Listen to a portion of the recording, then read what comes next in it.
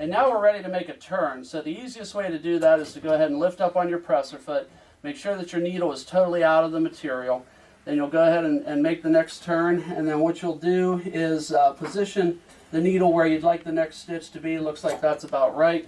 Then we'll go ahead and continue sewing. And now we're ready to make another turn. So we'll go ahead and turn the material 90 degrees, orient the needle in the proper position where we would like the next stitch to appear. And then again, we'll continue sewing.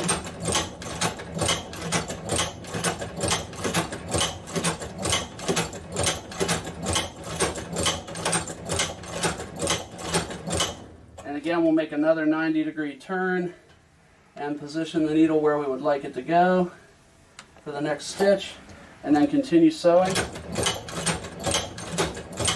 And now we'll go ahead and extract the material from the machine so you guys can look at the stitch quality.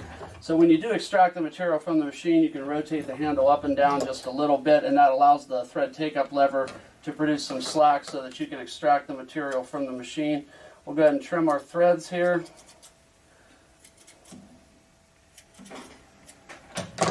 And what you can see on the sample is that we've got perfectly spaced stitches, and you can see that the leather is also quite tightly sandwiched together, that if I try to move this up and down, I have to do it with extreme force. So this leather has been essentially compressed into a board type pattern, so it's extremely heavy, extremely dense, and it's all been sandwiched together.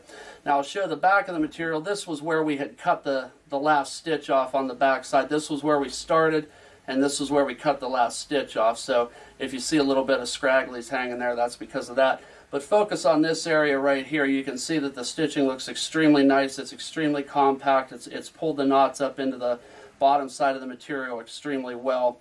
And again, this being approximately 3 layers of 8 to 10 ounce skirting leather or tooling leather.